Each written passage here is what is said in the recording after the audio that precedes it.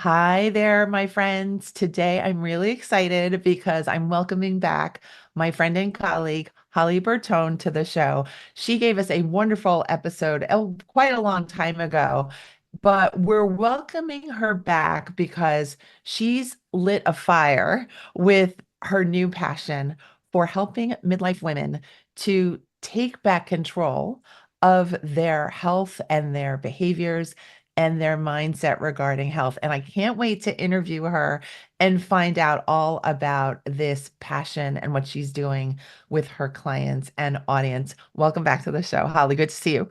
Dr. Christine, thank you so much for having me back on the show. I really appreciate it. And yeah, looking forward to connecting with all your listeners. Yes, yes, yes. Holly, by the way, is also an established and very masterful public speaker. So we are going to have a wonderful episode today because I know I'm basically going to be sitting back and just asking questions as my curiosity comes up. But I know Holly is just going to deliver such a wonderful presentation here today. Holly, just get us started with how this all came together, where you decided to focus on helping women in this particular subject. Yeah, absolutely. And I want to go back to when I was about 10 years old. And I promise it's not going to take long, but I want to put a really pretty red bow on this because it's all going to make sense. And you're going to be like, "Oh my God, this is it." So, Awesome. yeah, when I was 10 years old, one of my favorite things to do was I would take three different 1,000 piece jigsaw puzzles. So, three different puzzles, 1,000 pieces each, with this huge dining room table. And I would dump them out, mix them up, and put them together because putting one together wasn't challenging enough. So I had to put three. That's what 10-year-olds do, right? Nerd alert. But that's how my brain has always worked. I love looking at messes and putting them back together. And I know that's near and dear to your heart as well. And fast forward, the pinnacle of my career was when I was the chief of staff for the FBI's counterintelligence program management office. And to get to that position, they had actually brought me on post 9/11 when, if you remember back in the day, the internet was still pretty new, databases and programs and systems were still pretty new. And all of our government agencies were very archaic. The FBI was one of the best in terms of being archaic with our technology. So I came in to look at. So this was after the 9/11 Commission report came out from Congress and after the WMD Commission report came out from Congress. And they're like, there's a lot of pieces within the FBI that don't talk to each other that need to be more cohesive. So that's what I did for four different programs. I would look at the mess, put it back together from a project management perspective. And then they brought me on as the chief of staff for the counterintelligence program management office, which was a dream come true because I got to play with data and analytics and look at trends all day long. It was literally a dream come true. But then the short version, breast cancer, autoimmune disease, and really my health just tanked for several years and to the point where I needed to resign from the FBI and really just focus on my health. And I decided at that point, after a lot of marinating in my misery, that I really wanted to become a health coach. So I became a certified holistic health coach just to heal myself. I wasn't even thinking of anyone else. And I'm thinking like maybe a 10% improvement. And what I found was that going back to the basics, the nutrition and exercise and sleep and different lifestyle factors, it moved the needle to a degree, but there were certain things that were missing. And that's when I put on the detective hat to go find the clues to figure out what was missing. And then over time, between being a health coach and working with gratitude, which I know we had the previous episode, and then coming back to my roots as a holistic health coach, what I found is that we get to this place, and I work with midlife women, but this is going to resonate for anyone listening, is that it doesn't matter how old you are, but we get to this place in life where we come here with certain beliefs, with certain traumas and stories and patterns. And, we try to make these changes to get healthier, but then it doesn't work.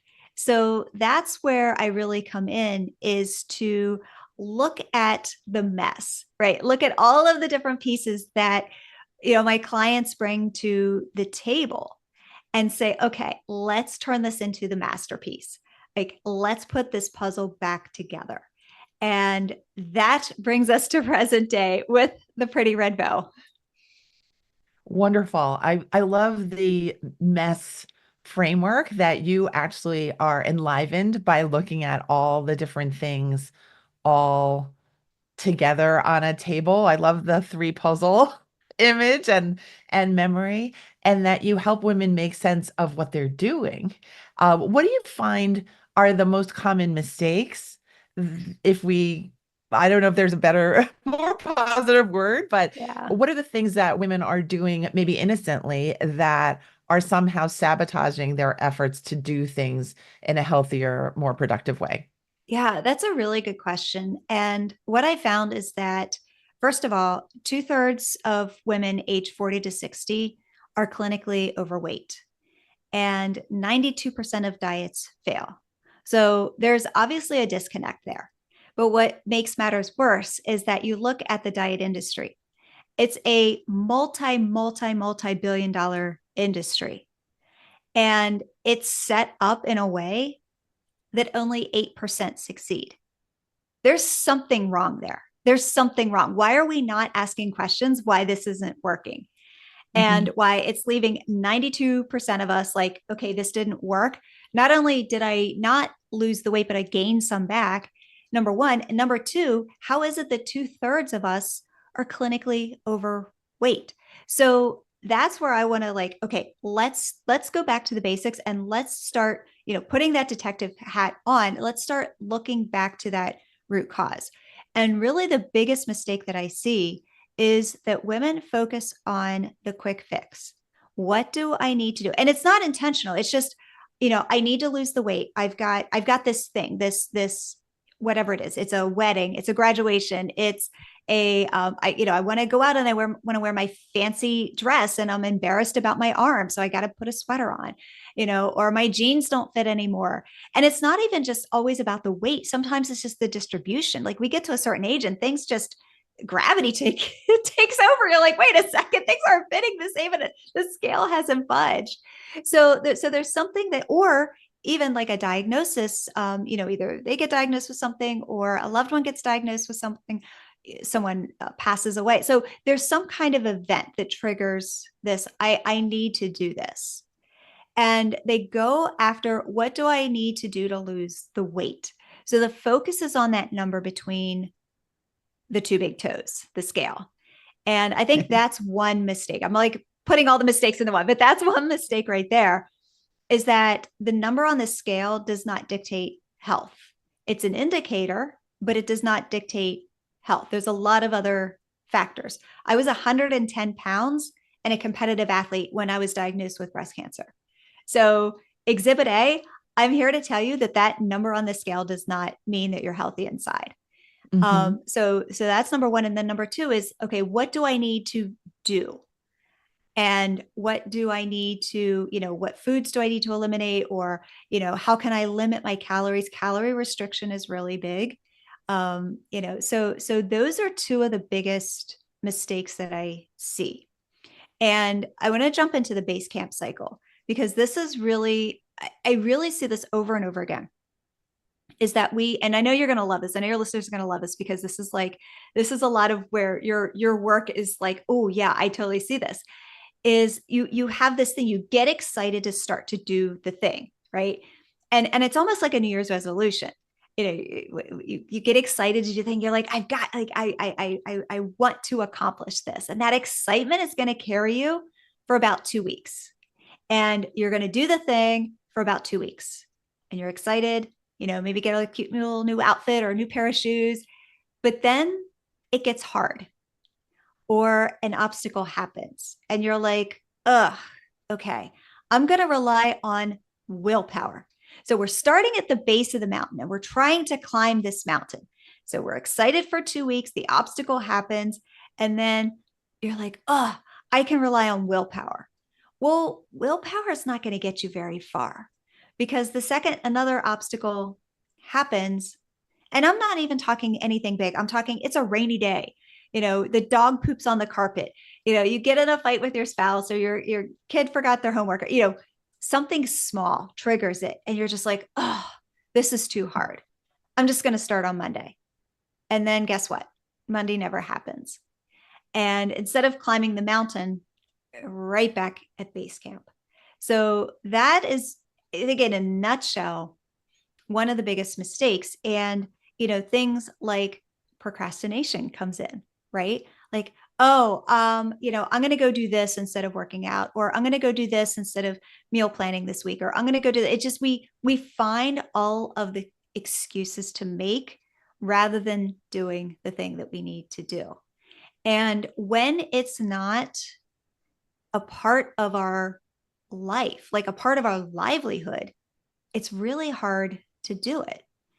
And I almost like to think about when you were in love, like the first time, like not even the first time you were in love, but when you were in love and you like kind of first met that person and you're really excited to spend time together, and your friends were like, oh, we should go do the movies or go do this or that. And you're like, no, I am spending time with my sweetie. Like there is nothing in your way that's going to take you away from spending your time with your sweetie. Well, this is how we need this to be, because if it's hard, we don't want to do it. If it requires effort, we don't want to do it. If we hate it, we don't want to do it. If we're starving, we don't want to do it. So, how do we turn this into something like that love, like that first love? Like, I can't wait to wake up in the morning and do the thing. And when your excitement level is there, and even like the excitement will wear off, right? It always does. But when you have that level of sustainability, that it is a part of you, that's when you can get these not just the habits, but to become an entire lifestyle change. And that's when it sticks. And that's what makes it permanent. And when you ask what's the difference between, the woman in that 8% that does have those healthy habits with her weight and her nutrition and her exercise and her health versus the 92 that continue to struggle, that's it right there. Okay, at this point, thank you for that beautiful description of the base camp cycle. I love that. And how we're always going to be drawn back to the baseline when we're relying on just like moment to moment motivation, uh, finding the reason to go today and not having it be part of our lives, like you beautifully said. But then I thought to myself, well, Holly's the kind of person who threw 3,000 pieces of a puzzle on a table and mixed it all up and got pleasure out of that. So I'm assuming you're very high willpower, high personally motivated person. So did you yourself have any difficulty making these behaviors part of your life? That's the first So, question. okay. Yeah. So back in my 20s, I was 40 pounds overweight. And when I lost the weight, I did it I didn't even change my nutrition at the point. I just did it by exercise. And I was in my 20s, or like early 30s. So it was a time where your metabolism is still working in your favor. So the way that I did it, it just was because my metabolism was working in my favor. But I've been able to maintain a healthy weight from that point, from being a competitive athlete to breast cancer to autoimmune disease to being very sick to now being very healthy. And with only a 10-pound difference, kind of here and there in fluctuations and things like that. So I have been able to maintain a healthy weight. And I think that piece of it is because it was a part of my lifestyle. But I also am one of those people where it's things sometimes come easy, things sometimes don't come easy. And when they don't come easy, yeah, I'm not going to let it go. I am going to be consistent on a daily basis until I get it. Okay. So then, if some of our listeners or all of our listeners are not necessarily a self-driven, highly motivated person, what are some things that we can share with them that will help them to see themselves as someone who can implement these techniques and make healthy habits part of their life Yeah, instead of a absolutely. day-to-day kind of a thing. Yeah. Absolutely. And I'll get into the framework, but I really want to set it up with this is that we bring to the table all of those stories and beliefs and patterns and traumas and all of these things that we consider limitations. Some people and I know, like, I was like, oh, I got thick thighs, a big bone, even as a healthy weight, quote unquote, like, still having these stories about my body. So I understand what it's like to come to the table with some of this. Like, some of us were told we were the pretty one or the smart one, or the class clown or the good for nothing one. And we have these stories that we have just carried our entire lives. So the first step is to really understand that is that we are creating from our past. And Albert Einstein says that everything that's created is created twice. So first it's created in our mind and then it manifests physically. So if you're trying to create and you're creating from a disempowered state, from that place of, I don't feel good enough, or I don't feel worthy enough, or, this, I've always failed in the past, and you're creating from that space, well, the future becomes what we feed it. So if we feed our future from a disempowered state, well, guess what it's going to look like? So the goal here is to really go back and look at these stories. And what I like to say too is we are, so if you can think about a coin, right? We are the same person.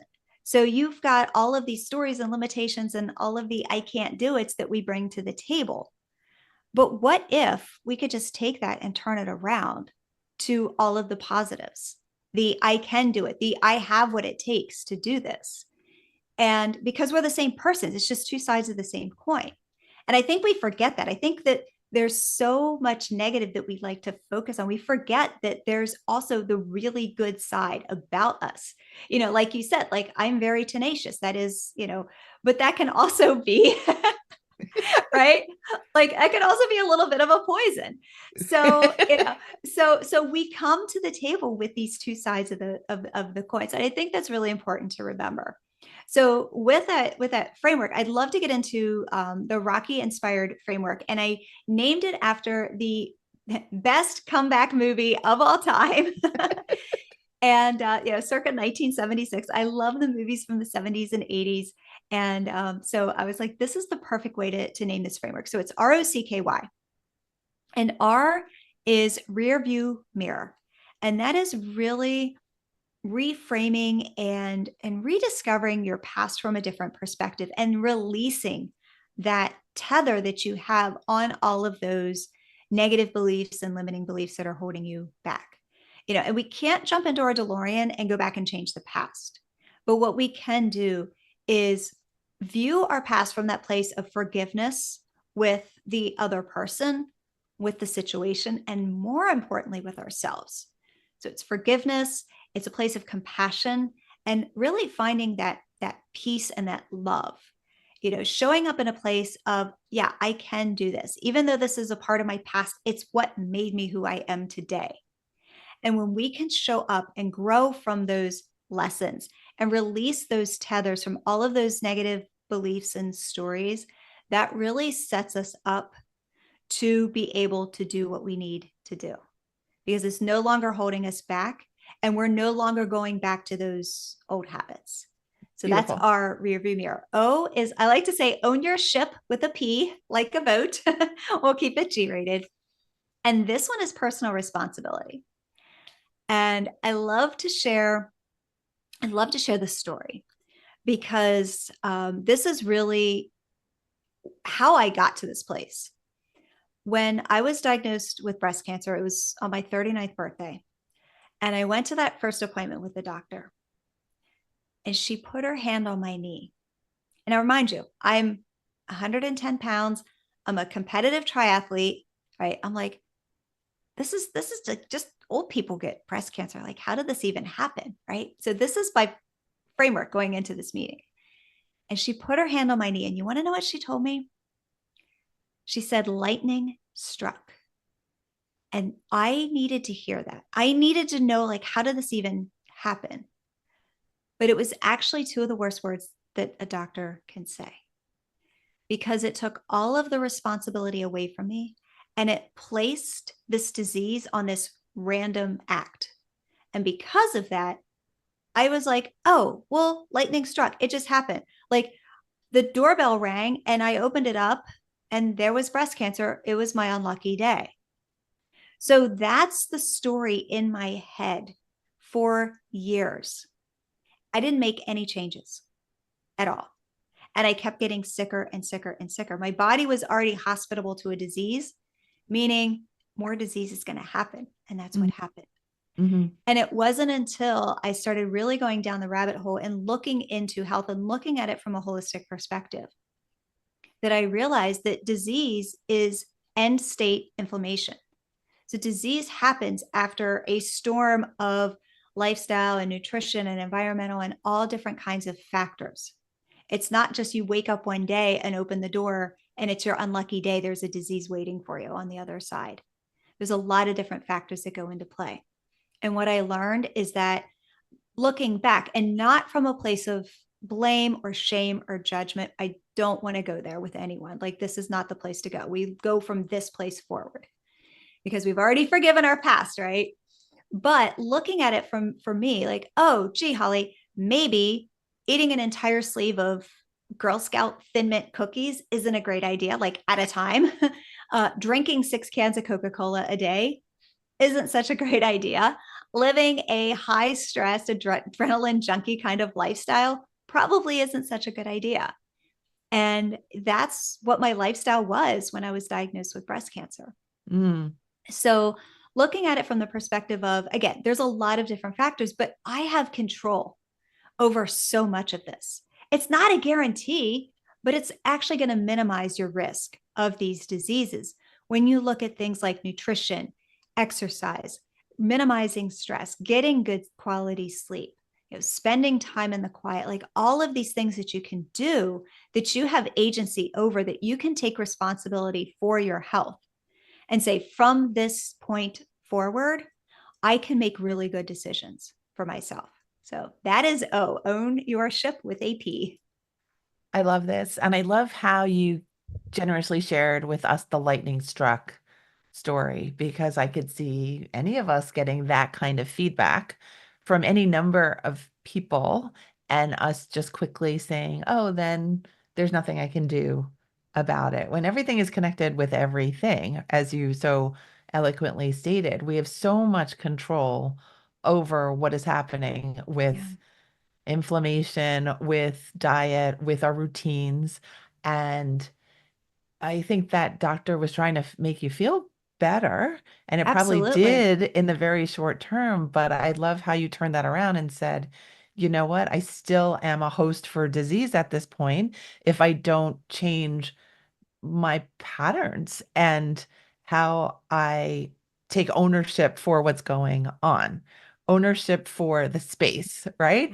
And for how I'm the host, how I choose to be the host of my body and my health. I love this. So keep going, please. Yeah, and I think too, it's a conversation. I mean, it's looking at the entire medical system. I mean, it's you go in with a symptom, they give you a pill. There's not a lot of conversation around factors that you have control over. Yeah. Nutrition's the biggest one. I mean, nutrition is hands down the biggest needle mover. But yeah, I mean, you have so much agency in your life. So Yes. we got ROC is create your future self. And the first two is what I like to call the you-ing, YOU. This is the doing. This is actually when we get into, okay, what do I need to do to become a healthier version of myself? And again, a lot of women focus on the weight. That's the one that's screaming the loudest, but it's more than that.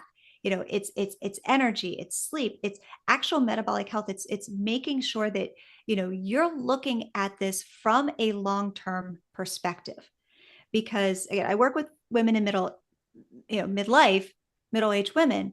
So we're looking at, okay, I'm going to be in my 50s, 60s, 70s, 80s, 90s. We're looking at these years ahead of us. And those years are going to work for us or against us. And we can be that woman in her 70s and 80s who's running circles around all the other ones. The one who, when the family calls and says, "Hey, we're going to the amusement park. Do you want to come?" She's like, "Yeah, let's go. Bags are packed." And she's running around the amusement park. You know, I want to be that woman. Like, I want to be that way when I'm 80. I want to be able to do the things and not be stuck at home because my body is broken. I want to be the 80-year-old woman who's tripping over her dog and doesn't fall because she's done balance activities, right? Like, these are the things that we don't think of. You think about squats. How many people say, "I hate squats"? Right? Like, it's just, yeah. I love squats. I happen to love squats. I do too. I do too. But I hear it all the time. I hate squats. Well, think about it this way. Let's say you're 50 years old, and let's say you live to 85, so 35 years. In 35 years, we go to the bathroom, I don't know, maybe 8 times a day. And as we get older, yeah, pelvic floor issues, probably a little more, but just on average, 8 times a day. So 8 times a day times 35 years, you're going to be doing 100,000 squats up and down on the toilet, getting up and down on the toilet for those 35 years. So whether you like to do squats or not, like, if you don't like to do squats, they're going to be a part of your life. And if you do them now, they're going to be a lot easier to get up and down the toilet when you're 80. So it's looking at things like balance, it's strength training, it's stretching, it's, making sure your muscles are strong, making sure your bones are strong. It's looking at this from a long-term perspective and not just, "I want to lose 20 pounds." And when we can do that, we're setting ourselves up for the best years of our life. And the thing that I hear so often is, "Oh my goodness, Holly, I have so many fires to put out. I can't think 15 minutes ahead, let alone 15 years ahead." And that is a reframe that we really need to work on, because those years come fast. And if you start today, your future self is really going to thank you. Yes, I have recently made those mindset shifts for myself, and I've been trying to share that message myself with friends and my audience as well, friends in my audience as well, because I think we don't often jump ahead and envision ourselves 30 years from now. But I agree with you, it's going to come super fast, Yeah. and there's nothing wrong with that. That's just how it will go. And I loved how you said the years can either be with you or against you, because I find in my own mind that I've already committed that they're going to be with me. Yeah.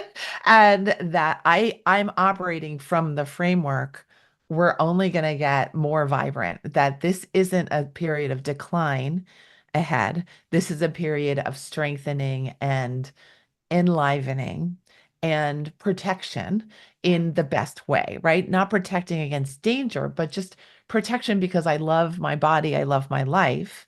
And let's get everybody else, right? I would love to run circles around other people, but I would love other people to be running with me Yes. as Yes. well. So I'm all with you. So grateful for your explanations. Let's go to Kay. Yes. So K is keep the vision, not the view. And so this is what I like to say. The daily obstacles are going to happen all the time. It is a 100% guarantee in life that there's going to be something that happens. It's raining outside. The dog poops on the floor. You're washing dishes and you get that food stuff and you're like, "Oh, I'm running late for work and I have to change clothes." It doesn't matter what it is. It's always going to be something. And when we're in that state of a dysregulated nervous system, when we're in that state where we're full on in this the sympathetic stress state, and we're just running from fire to fire to fire, what happens is that we can only see what's right in front of us, and we can't keep that vision. And those obstacles happen. Like I said, it's so easy to go back to those old habits and those old patterns. So, number one, it's about learning to coexist with the obstacles and with the stress, so that it doesn't hijack your life. So that when they do happen, it's like, "Oh, okay, this is just, I had a client that told me she came back from a weekend of unexpected family drama. And she's like, number one, she goes, I didn't get sweat. You know, family drama, like it's easy to just they suck you in, like they pull you in big time. They want you to join and spiral. Like that's what family drama does. And she's like, I didn't get sucked into the drama. I did not spiral. I maintained, like I was just cool, calm, and collected the entire time. And I didn't stress eat. And I was like, this is what it's about. It's not about like all of these things that we think that we have to do. It's about who you become. This is the youing, back to the you, YOU ing. And when this is a part of your lifestyle, when you actually have that regulated nervous system, and you can look at these obstacles as, yeah, it happens, but it's not going to, I'm not going to spiral from it. I'm not going to stress eat from it. I'm not going to comfort eat. I'm not going to say, oh, I had the longest day at work. I deserve a reward. So I'm just going to drive by the fast food on the way home. I'm just going to drive by Chick-fil-A on the way home, or just get some ice cream on the way home. Right. These are the decisions that you make when you're running from fire to fire. So that's number one. But number two, this is kind of cool. So we have this term in the FBI, it's called tripwires. And we use it a lot in counterintelligence. And it's basically set up so that it's literally that, like someone trips over the wire. You're like, oh, I caught you, And that's what this really is setting up a system in your life so that when the it's really important, like when you're on travel, and you have these tripwires set up so that okay, it doesn't matter what happens. I'm not going to react. And that's part of it too, is not just coexisting with the stress, but it's really being able to almost predict what's going to happen so that you don't react. And then when you do, if you do decide to, it happened, and you do kind of spiral down that road again, you're able to catch yourself immediately, and you have the tools to pull yourself back up. A perfect example of this, I had a speaking engagement at MIT in Boston, and the plane. So not just that, but I had to get back the next day because I had another speaking engagement in my hometown. So literally back to back. So I had the travel was tight, really tight. So I needed to like make sure everything was working, and I had multiple layers going on to make sure that if something happened, I was prepared. I was prepared. I was prepared. Well, the flight was 3 hours delayed. And it was one of those delays that every 20 minutes they kept saying, oh, it's going to be about 20, 30 minutes. So it wasn't like we're going to be delayed for 3 hours. It was constant. And I just found a spot, pulled up my laptop, and just worked. I didn't think anything of it. But it was interesting because as I'm watching everyone reacting, they're screaming at the attendants, you don't understand. I've got somewhere important to go. Well, we all kind of have somewhere important to go, right? It's a mechanical thing. They kind of have to fix it. And there's people to fix it, like not the one standing at the desk, and not just that. This is, 8 o'clock in the morning. They're running to Dunkin' Donuts. They're coming back with their bags of donuts and bagels. They're going to the bar and drinking at 8 o'clock in the morning.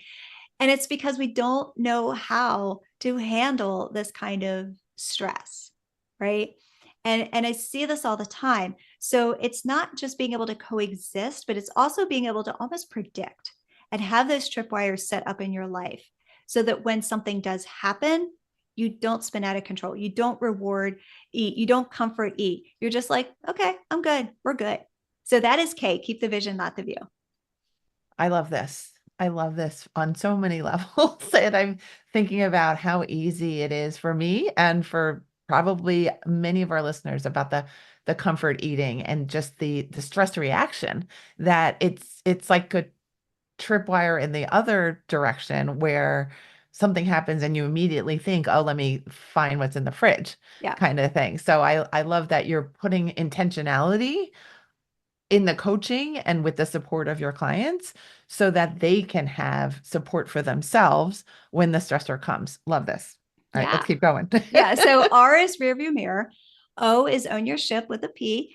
C is create your future self. K is keep the vision, not the view. And then Y is come back home to you. And this is, let's go back to the Wizard of Oz, right? You go behind the curtain. You're like, oh, we had it inside of us all along. So this is really coming back home to you and realizing that the same side of the different side of the coin. You've got all of these stories and beliefs and patterns coming into this that were negative, but now you're like, you know what? I'm the same person. And I'm just flipping it and I'm focusing on those qualities that make me the amazing human being who I am and going through this process to get there. But more importantly than that, it's not just coming back home to you. It's the ripple effect and it's the legacy. Because now it's about showing up for your spouse, for your kids, for your parents, for your, if you're in a leadership position at work, for your team, for your coworkers, for all of the people in your life, and showing them what is possible. And I've got a great example of this. I had a client who she was getting back into exercising, and she was trying to get her teenage daughter to join her. And she kept saying, like almost like, not begging, but hey, will you join me? Will you join me? Will you join? And teenagers, they're like, not cool. And the second she stepped into her power, this is about 6 weeks into the program, but she stepped into her power. And it was so cool because she said her teenage daughter was there with her friend. And she was like, you know what? I was just like, I just decided to just work out, just do my thing. And both of the girls were like, can we join you? And it's such a subtle shift, but it makes all the difference in the world. And I mean, teenage girls, they got to be cool in front of their friends. So it wasn't just her, it was her being able to be the example for her daughter and her daughter's friend that, hey, you know what? I'm in the middle of the living room. It's in the middle of the afternoon. I'm here getting healthy and I'm taking care of myself. And I Yeah. think that legacy piece of it is so important too, because it isn't just us. There are so many more people in our lives that we touch.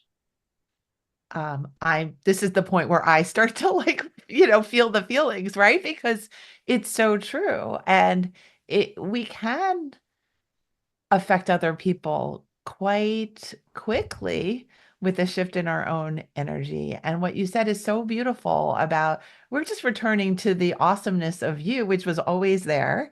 And it was just covered up by all these old stories and traumas and circumstances and Yeah, short-term views kind of a thing. And when we're working with our amazingness, it's a lot easier to do the positive, healthy things. Do you agree with that? absolutely. Yeah. Absolutely. Yeah. As opposed to the downtrodden, overwhelmed, burdened part of us, which is also like these are real parts and they're no joke, but Yeah. that amazing part of you is always there. It is has always been there. You're the Rocky. And Holly has done such a beautiful job of reminding us about that source that is within you. So thank you for reminding me.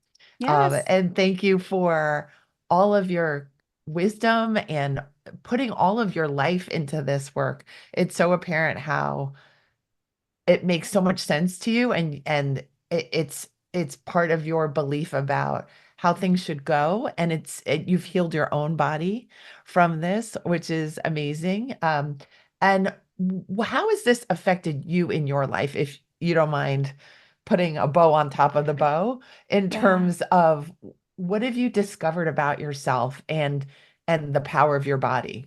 Yeah. So, oh my goodness. I never thought I would ever be able to achieve this type of vibrant health, but it is possible. I took a longer road, I think, than most people, but I also learned all the lessons that I get to help others now take a shorter path. I mean, it is a long-term solution, but we can certainly take a shorter path. But I I always thought when I turned 50, even looking at, I'm like, how is it that I feel like I'm 50, but I feel like I'm in an 80-year-old woman's body? Like I was starting to feel old and I wasn't okay with that. And, I really started diving into this and I'm realizing like, no, we actually can age backwards. And I think the biggest compliment for me is when someone thinks I'm still in my 30s. I'm like, oh, this is awesome. But more importantly, is when someone says, hey, Holly, do you want to dot, dot, dot? I get to choose based on if I want to do the thing or not, not based on whether my body says I can or I can't. Yeah. And I keep that thinking, I want to still do this when I'm in my 80s. I still want to be able to say yes because I want to say yes. Yeah. I love it. I love it. So powerful. Such an important message. Thank you again for doing this important work. Can you explain to us how our listeners can follow you, work with you? What do you have available? Yeah, absolutely. So I think the best place, you're here listening to this podcast. So the best place is just go on your podcast player, look up your midlife comeback story podcast. And that is mine. And I would actually write this number down. Go to episode 136. This episode is called Uncover Covert Weight Loss Using FBI Tactics. It's a really cool episode. I know you're going to love it. And then come say hello on Instagram at holly.bertone. Say hello in the DMs. I answer all of my messages. And yeah, we can definitely talk about if you want to work together or just say hello and let me know what you thought of the episode. Or say thank you for this beautiful, beautiful episode. Yeah, absolutely. Holly and I are always connected. So, if you, all of this information will be in the show notes. I highly recommend listening to Holly's beautiful podcast. Stay connected with her. And we all have so much to learn from you, Holly. Thank you so much again for all of your time, energy, and your power. Oh, thanks for having me on the show. All right, everyone. While we're at it, if you enjoyed this episode and what you're hearing on the podcast, please do leave me a review for the Make Time for Success podcast. I haven't asked for one of those in a long time, and I think it's about time. And I will see you next week when we have another episode on the show. Thanks so much for being here. Bye.